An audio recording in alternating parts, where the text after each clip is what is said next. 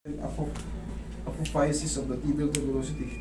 Axillary imaging may be done as per clinical discretion. Osteoarthritis lang to, sir. Pero ang sagot sa gamagandang osteoarthritis, tubig-tubig. Tapos bawas sa mga sobrang kakalat na pagkain. Sige ka, setting nga. Paano bang nararamdaman mo? Ito sir ang kanan ang naging problema. Parang may tumatalon dito sir. Oh. Yung, kaya kapag nag-charge niya ako, parang ito yung namamaga. Itong kanan. Dahil po yun sa osteoarthritis. Alam mo yung tumatalon, yung sumasabit po siya yung sumasabit yung spar. Kaya tutunog-tunog. Ika po. Pero walang problema yung tutunog-tunog man lang. Pero pagka may pain, hindi po pwede. Yung may pain po. Yan, may problema yan. Pero pagka tumutunog-tunog lang, mas walang pain. Yun ang alisin natin yung pain. Ayun, parang may... Ang tumatalong-talong na yan, parang may pagpadili sa kabila. Ang tawag po dyan is mga extended ligaments. Yan, o. Tumatalon po. Yung isa wala eh. Oh. Meron dito kaso manipis.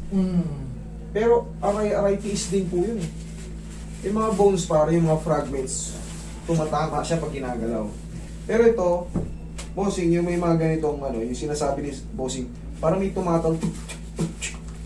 Ang tawag nga ron yung mga locks o yung mga extended ligaments. Ang mangyayari dyan, hindi na bumuwawala yan. Pero, yung mga sudden moves, may biglang may biglang sakit. Pero, isisipan nyo lang yun. Ito ngayon sumasakit. Babaguhin ko yung posisyon para mawala yung sakit. Tapos, tuturuan ko kayo ng diskarte kasi hindi na mawawala yung mga clicking-clicking na to, yung mga palag-palag na ganun, hindi na mawawala. Pero kailangan lang yan baguhin yung posisyon itong tibial na to. Relax na.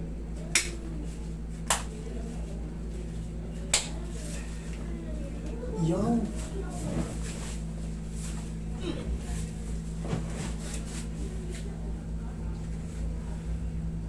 Dalawang buwan na pala yung bata. Ngawit na ngayon. Siyempre, nakaliko ka. Ay, yung bata, hindi mo mahawakan kasi sobrang sakit, sobrang ngawit na naman. Pero pwede pag-jog yan, master. Kasama ko yung tumatakbo yun. Ang problema, bossing, hindi na kayo makakalayo. Pwede kang mag-jogging-jogging. Kaso, yung mga tinatawag natin mga bone spar, mas lalong magsasuffer yung mga pyesa na nakakapit sa buto kagaya ng mga tendon, muscles, ligaments. Magre-reklamo siya pag may mga osteoarthritis ka na. Talagang mamamaga itong tuhod mo pagka napalayo yung takbo mo. Although makikilos mo siya, normal lang na may osteoarthritis eh. Pero hindi na kagaya nung yung singlakas mo noon, yung dating yung tumatakbo ka ng malalayo, hindi na kagaya.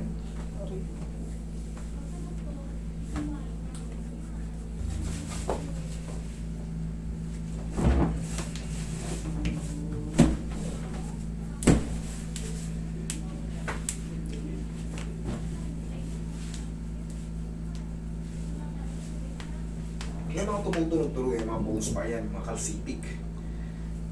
Mga maliliit na buto na napapangal sa ating mga edge ng buto. Tuhod. Tigasan mo yan, tigasan mo to. Sipa mo. Sipa. Paano sibat? Pwede mo, basta huwag mo lang pakawala. Sipa. Isa pa. Isa pa. Yan, huwag mo lang pakawala niya. Ito pa. O, sipa. Lakasan mo. Okay, isa pa. O, isa pa dito. Yan, o. Sige, try mo magtatatak mo ngayon dyan. Try mo, gano'n mo. Tingnan mo ngayon kung ano yung changes. Kung nabago.